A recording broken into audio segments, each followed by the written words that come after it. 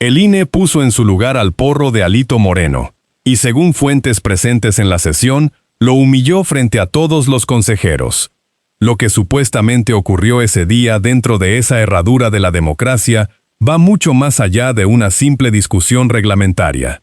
Si crees que ya lo habías visto todo con este sujeto, espera a escuchar lo que pasó cuando llegó la policía.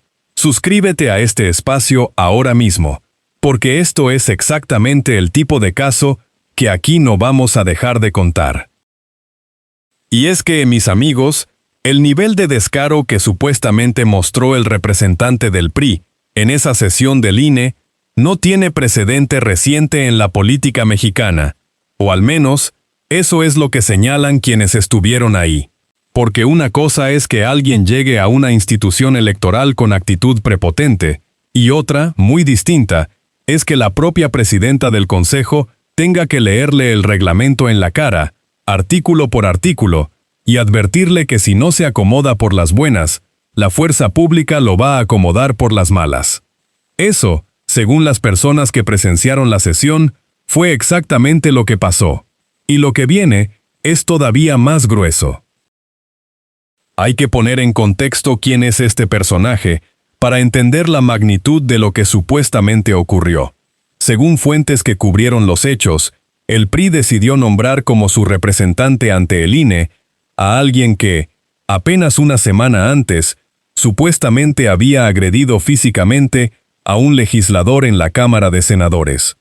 Y que, meses atrás, según los mismos reportes, ya había estado involucrado en otra agresión dentro de un recinto legislativo. 2 episodios de violencia documentados, presuntamente, y el partido decide mandarlo a representarlo ante la institución electoral más importante del país. Eso no es un error de cálculo, eso es una señal deliberada. Suscríbete a este espacio si quieres que sigamos exponiendo este tipo de decisiones, porque hay más capas debajo de esta historia, y las vamos a destapar una por una. La pregunta que nadie en el PRI parece querer responder es por qué exactamente ese hombre, con ese historial, fue elegido para ese cargo en ese momento. Porque hay algo que el partido de Alito Moreno lleva años repitiendo en micrófonos, en entrevistas, en declaraciones formales, que defienden las instituciones, que respetan el Estado de Derecho, que son la oposición responsable que México necesita. Eso es lo que dicen. Luego mandan a alguien que, según los registros disponibles, ha protagonizado al menos 2 episodios de violencia física dentro de recintos del Poder Legislativo a representarlos ante el árbitro electoral del país. Aquí lo vemos claro. El discurso y los hechos no solo no coinciden, apuntan en direcciones completamente opuestas. Y lo que supuestamente pasó dentro de esa sesión describe perfectamente esa contradicción. Según reportes del momento, el representante priista llegó con la intención de imponer su tono, interrumpir, desafiar la autoridad de la presidenta del Consejo y convertir la sesión en un espectáculo. Lo que no contaba, al parecer, es que la presidenta del INE no iba a doblar. Guadalupe Tadei, según lo que se escuchó en la sesión, le leyó el reglamento con una calma que hacía más evidente cada palabra. Le recordó que su fuero no lo coloca por encima de las normas del recinto. Le advirtió que tiene la facultad de llamar a la fuerza pública para restablecer el orden. Y lo dijo sin subir la voz. Seco, directo, sin margen para la interpretación. Y el que supuestamente llegó a hacer su show se quedó sin libreto. Mis amigos, lo que más llama la atención de este episodio, según los análisis que han circulado desde que se conocieron las imágenes, es el contraste entre la actitud que este personaje adopta en los recintos donde cree que puede imponer su presencia física y el tono que adopta cuando alguien le responde con la ley en la mano. Porque cuando hay cámaras y puede gritar, supuestamente grita. Cuando hay legisladores que no esperan golpe, supuestamente golpea. Pero cuando una funcionaria le recita el reglamento con precisión y le dice que la policía puede entrar, el tono cambia. Eso dice mucho más sobre la naturaleza de su comportamiento que cualquier declaración que él mismo pudiera dar. Suscríbete a esta plataforma si quieres estar aquí cuando sigamos desarmando este tipo de doble cara, porque esto apenas empieza. Ahora bien, hay un dato que, según fuentes que siguieron la sesión al minuto, circuló entre los asistentes y que añade una capa todavía más reveladora a todo esto.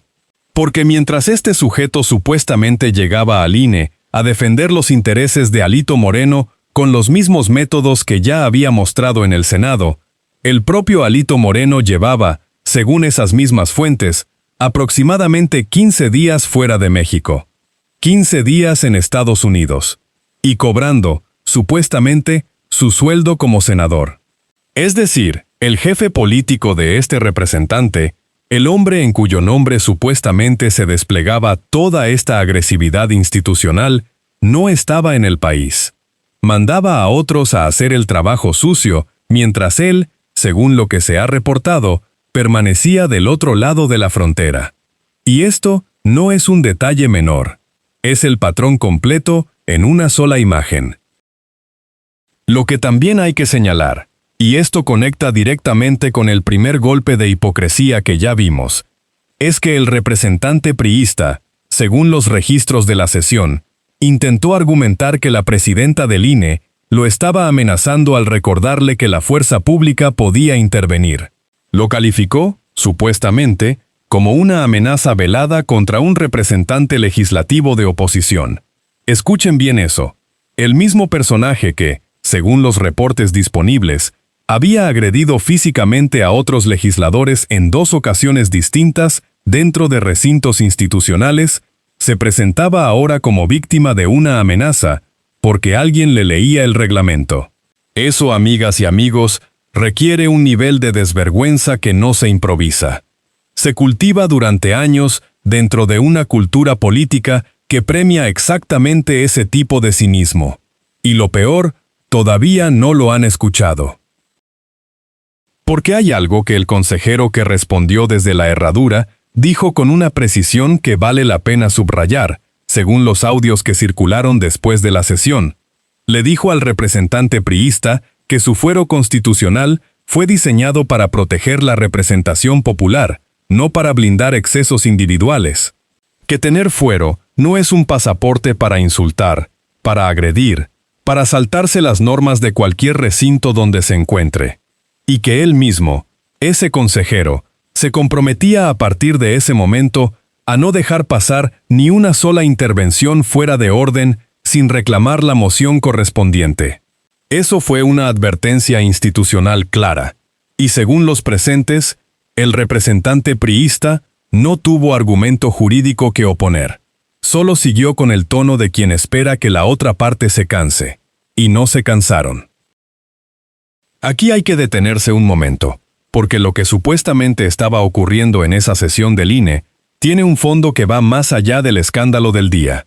Y es que, según los análisis que han hecho especialistas en derecho electoral, que han comentado públicamente este episodio, el intento de cambiar al representante del PRI ante el INE por alguien con ese perfil, en ese momento específico, no es un movimiento azaroso. Hay una lógica detrás. El INE tiene frente a sí temas electorales de peso en los meses que vienen, y mandar a alguien que supuestamente intimida, que genera caos, que convierte las sesiones en circo, puede tener un propósito táctico: dificultar el trabajo de la institución, desgastar a sus consejeros, instalar la narrativa de que el árbitro electoral persigue a la oposición. Lo que no calcularon, según lo que se vio ese día, es que la presidenta del Consejo no iba a ceder un centímetro. Quien quiera ver cómo se expone ese tipo de operación política en tiempo real, que se suscriba a este espacio, porque cada pieza de este rompecabezas la vamos a colocar donde corresponde. Y entonces llegamos al momento que, según quienes siguieron la sesión completa, marcó el punto de quiebre definitivo. Porque después de todo lo que ya había pasado, después de las advertencias, de la lectura del reglamento, de la intervención del consejero que le dejó claro que su fuero no lo exime de nada, supuestamente el representante priista insistió. Siguió. No se acomodó. Y fue entonces cuando, según los reportes, La presidenta del INE solicitó el auxilio de la fuerza pública. La policía entró al recinto. O estuvo lista para entrar, según las distintas versiones que circularon después.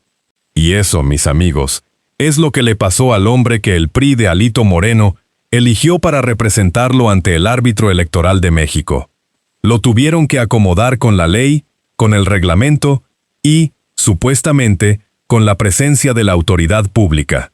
Todo en una sola sesión. Todo documentado. Y aquí viene la revelación que ata todos los cabos de lo que hemos estado construyendo. Porque según fuentes que han seguido de cerca el comportamiento de este representante priista en distintos recintos institucionales, el patrón que vimos en el INE, ese día supuestamente ya se había repetido antes. En el Senado, en la Cámara de Diputados. El mismo esquema. Llega, agrede, intimida, y espera que las instituciones no respondan porque históricamente no han respondido con firmeza. Lo que ocurrió en el INE ese día, según los analistas que han comentado el caso, es que por primera vez, una funcionaria en un recinto institucional le respondió con la ley en la mano, sin parpadear, y le dejó claro que el show terminaba ahí. Y que si no terminaba solo, había manera de terminarlo de todas formas. Suscríbete a esta plataforma, porque si algo quedó demostrado ese día, es que cuando las instituciones se sostienen, el abuso tiene límite. Y aquí vamos a seguir contando cada vez que eso ocurra. Eso es lo que supuestamente ocurrió dentro de esa sesión del INE. Pero lo que vino después, las reacciones y las consecuencias de todo este episodio, revelan algo que todavía es más incómodo para el PRI y para quienes apostaron por este movimiento. Porque la respuesta que circuló desde el bloque de Morena en el INE, según los registros disponibles, no se limitó a defenderse de las acusaciones del representante priista. Fue directa al contraste que este episodio hace evidente, que hay quien llega a las instituciones a defenderlas y quien llega a dañarlas. Y quien llegó ese día con la historia de 2 agresiones documentadas a sus espaldas, supuestamente enviado por un líder que llevaba 15 días fuera del país cobrando su sueldo de senador, no estaba ahí para defender ninguna causa del pueblo mexicano. Estaba ahí para proteger los privilegios de alguien que, según múltiples investigaciones periodísticas que han circulado en medios nacionales, tiene cuentas pendientes con la justicia. Las consecuencias inmediatas de lo que ocurrió en esa sesión, según los reportes que se publicaron en las horas siguientes, incluyeron la denuncia formal que el INE presentó en contra del representante priista por su comportamiento. 30 votos a favor de esa denuncia, según las fuentes que cubrieron la sesión. 30. Eso no es una mayoría apretada. Eso es casi unanimidad. Y eso significa que la acción de ese representante no encontró respaldo ni entre quienes podrían haber tenido razones políticas para mirar hacia otro lado. La institución cerró filas. Y eso, en un país donde tantas instituciones han mirado hacia otro lado durante tanto tiempo, es un dato que merece ser leído con atención. Pero hay una pregunta que este episodio deja flotando y que nadie en el PRI ha respondido todavía, y es esta. Si el partido sabía, como tenía que saber, el historial de este representante, si sabía los 2 episodios anteriores de violencia documentada, si sabía la imagen que ese nombramiento proyectaría hacia afuera, ¿por qué lo nombraron? Esa decisión no fue un accidente. Fue una señal. Y la señal, según los analistas que han comentado públicamente este caso, estaba dirigida al INE. Llegamos a hacer lo que queramos y no les tienen miedo. Lo que no contaba el PRI, al parecer, es que esta vez la respuesta fue distinta. Esta vez la institución respondió. Y eso, mis amigos, es lo que hace que este caso no sea solamente un escándalo del día, sino un precedente que vale la pena registrar. Lo que también hay que decir, porque aquí lo vemos sin filtros, es que el representante de Morena en el INE le respondió al priista con una frase que resume perfectamente el contraste de fondo de todo este episodio. Dijo, según los audios que circularon después de la sesión, que le daría asco que su dirigente fuera alguien que golpea, insulta y agrede a quien piensa distinto. Que eso es exactamente lo que está hundiendo al PRI. Y tengan en cuenta que eso lo dijo dentro de la herradura, frente a todos los consejeros, con las cámaras encendidas. Eso también es un dato, porque una cosa es decirlo afuera, en un micrófono amigo, y otra es decirlo adentro, con el reglamento todavía caliente y la policía supuestamente lista en la puerta.